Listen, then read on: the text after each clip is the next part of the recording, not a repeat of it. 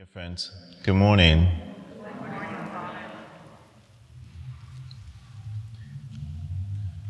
Each one of us experiences one of these. Some days you have good days, some days you have bad days, and some days you have better days. This is a common human experience, and maybe on your worst day you're tired. You're just waiting for some good to happen. And it's not just that. Sometimes you're having a poor health and you're just asking the Lord, when is this going to be over? Why is this happening to me? What is going to change? If this has been your experience as it has been mine, then today's first reading is for you. Jesus, as God, is speaking to you directly. We see this in the life of Abraham.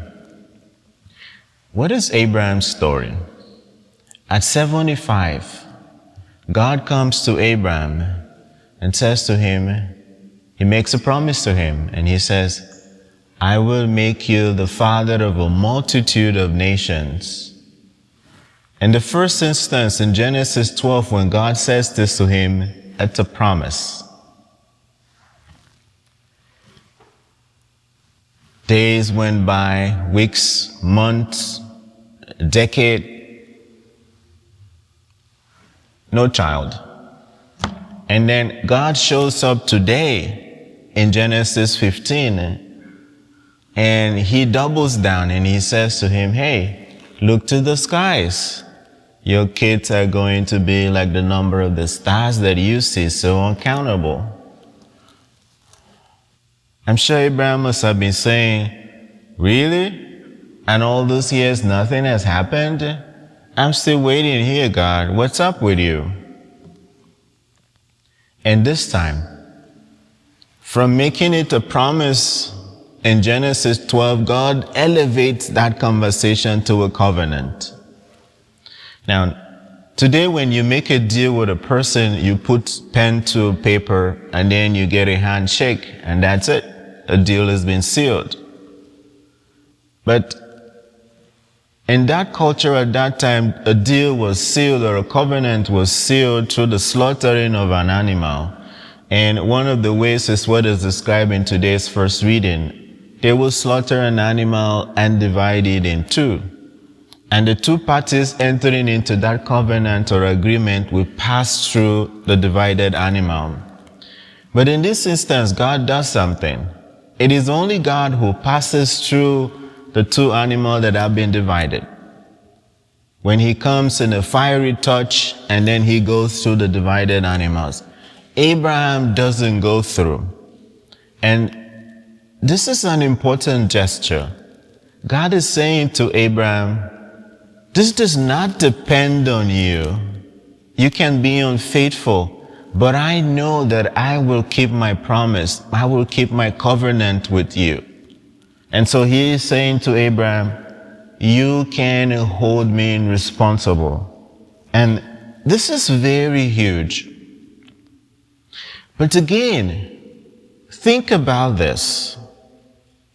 This child, the man Abraham gets a promise at 75. God comes and he doubles down. This child is not showing up. He's not even got one. And then until 99 that God shows up. I'm sure Abraham, when God came in today's episode to say again, you would have a child, he must have been saying, this is really crazy stuff. And in fact, it is crazy. Which one of us at 80 or 90 wants to have a child? Any of you? I don't think so. But God comes and it's possible. God fulfills his promise. God made the impossible possible. And Abraham is reckoned as our father in faith. The writer of the letter to the Hebrews in chapter 11 verse 1 will say, faith is the assurance of things hoped for, the evidence of things not seen. Abraham trusted. He had hope even when he could not see the evidence of this crazy idea from God. Now, I want to do something with us this morning. I want to walk us through the 6 stages of what I call the roadmap to trust. And we can find this in Abraham's life. 6 of these stages. Because when God made a promise to Abraham, he did not say, hey, Abraham, this is the covenant I have with you. Good luck. You go on. No. There were a couple of steps that took place. And the first one was a vision. God gave Abraham a vision when he took him outside and said, look to the skies and see your sons and daughters will number like the stars. He gave him a vision of what is going to be. For some of us, God is giving us a vision. And God does give us a vision of the future of what could be for us. What do you do with that vision? With Abraham, the second step he did was to venture, to take steps, to take action to fulfill that vision of God. Because God said to him, you are going to be a father of a multitude of nations, but this is what you have to do. You have to leave your homeland, the Ur of the Chaldeans, and go to a foreign land where I will give you. And so Abraham takes the steps. He ventures into what God desired of him. He took those steps. When God gives us a vision, when he gives you a dream, you have to take the steps. And sometimes it could be a vision of a restored relationship. God doesn't just want you to sit back and expect that relationship to be restored. He wants you to take the steps to bring that to reality. And then there is the third step. Abraham takes that, the second step goes into the promised land, or the land that God had promised to give him. And then now he has to keep vigil and wait. Days turns to weeks, weeks to months, and then to years, and he kept waiting. And he was waiting for the Lord. The psalmist tells us in Psalm 27 verse 4, he says, wait for the Lord, be strong, take heart, and wait for the Lord. And this can be really difficult when we are waiting on the Lord. It can be so dark when we have to wait, because we all want things to happen like this in a flash. But remember, God's timing is different from our own timing. And then came the time of the valley, the fourth step. Abraham was 99, and the dream seemed impossible. Really impossible. And sometimes we can be in that valley of darkness where everything seems to be falling apart. Maybe in your marriage, maybe in your relationship, maybe in your finances. But it's in that valley that faith can grow.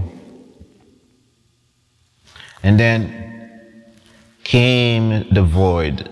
When the child came, God says to Abraham, you have to take your son Isaac and you have to sacrifice him. Huh? You said I will be a father of a multitude of nations, and now I have this one child and you are asking me to sacrifice? But Abraham trusted in God's plan for his life. And so even in that moment of void, that moment of pain that he had to sacrifice his son, he made that effort to sacrifice him. Now, faith means that we are trusting in God when we do not understand God's plan. And sometimes, and many times, God's plan can be crazy. With our human eyes and with our human sense, we may not ever understand it. And Abraham may have thought this is really crazy.